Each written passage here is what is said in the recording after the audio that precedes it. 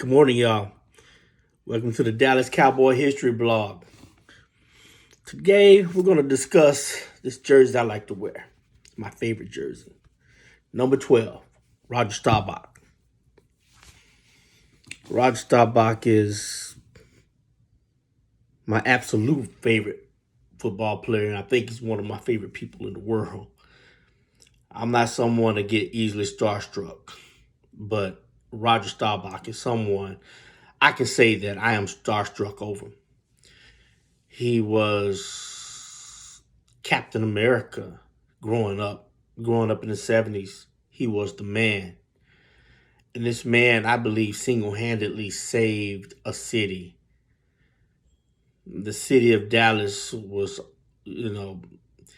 had the Kennedy assassination over it, and it did not have the greatest reputation. And Roger Staubach came along, and I believe he changed all of that. And he's endeared not by only me, but many people.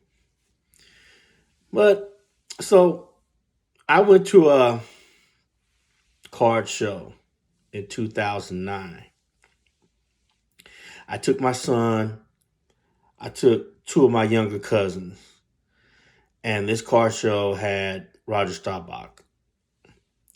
And I was excited. I was like a little kid, and my son and my cousins were looking at me like, "Oh my God, man, this dude!"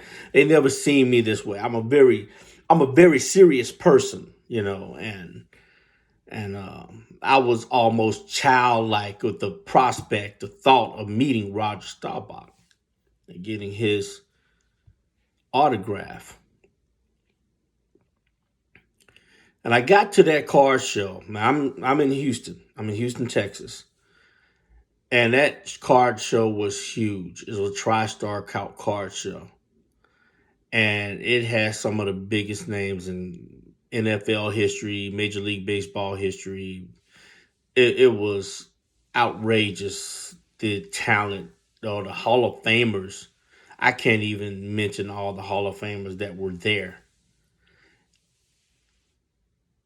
And Roger Staubach had the longest line. Here we are. We weren't even in Dallas, Texas. We're in Houston, Texas. He had the longest line. Constant. I think he even went over the allotted amount of time because the people were still in line waiting to get his autograph. Now, how many of you out there wanted to meet your hero, but you were afraid? You were afraid because you hear so many stories about people meeting their heroes and they turn out to be jerks.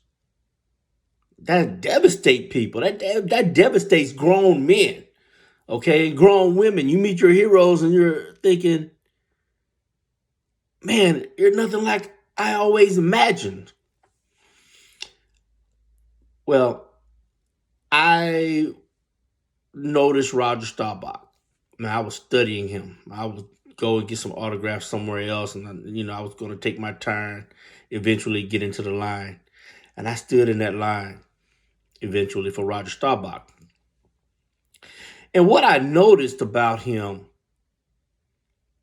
is that every single person that went to get an autograph from Roger Staubach, he looked them in their eyes and he spoke with them. I looked around and there were so many people with their heads down, giving autographs, handing them out. Roger Staubach had the longest line, and I know he had to be tired. I know he was exhausted.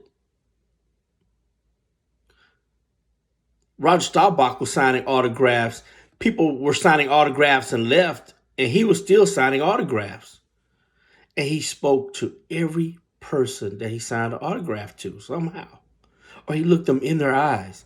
There were some people that asked him to throw a football to him, and he'd go throw the football. Unbelievable. So I was encouraged. I was like, wow, man, this guy is really who he always been portrayed to be. But you never know until you meet that person yourself. You never know. So I finally get up there in the line and I finally meet him. And I had a football. I started stammering and stuttering, and I was like a 5-year-old. My son and his little cousins, they were on the side pointing at me, laughing at me. I was like a little 5-year-old. I was excited. I couldn't get the words out. And this man was so patient with me.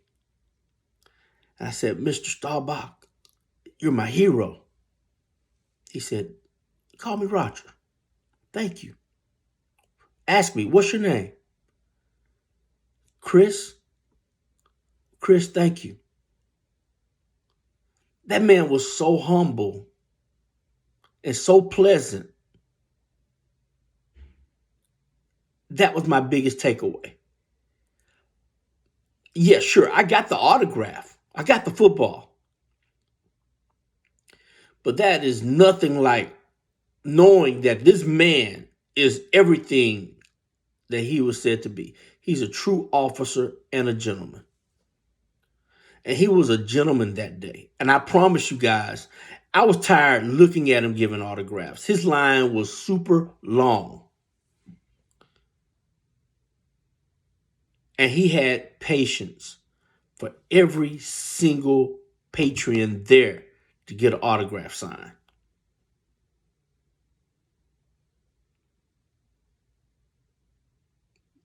That is an example for a lot of athletes. For the athletes that don't want to be role models, or for the athletes that don't want to portray a certain image, a positive image, that's how you do it. That's a lifelong thing that I will always cherish. Not the autograph. That's a sign. That's a sign in football.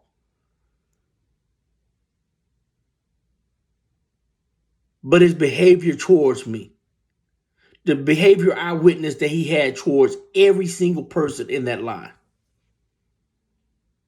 When I spoke with him and I was stuttering and stammering, and he's already been signing autograph, he could have easily said, okay. All right, that's fine, great, okay. He could have done that. But he was humble, he was gracious, and that's something I will always remember. So now I know he's on my Mount Rushmore. And I just got to tell all of y'all about that. Now, for those that don't remember Roger Staubach, you have to understand this about him, though. Highly competitive. That man would do anything to win. And I wish more Cowboys thought like him. But that's the reason why he went to 5 Super Bowls and won 2 of them. That's the reason why he's a Heisman Trophy winner. Roger Staubach, y'all. The greatest. Peace.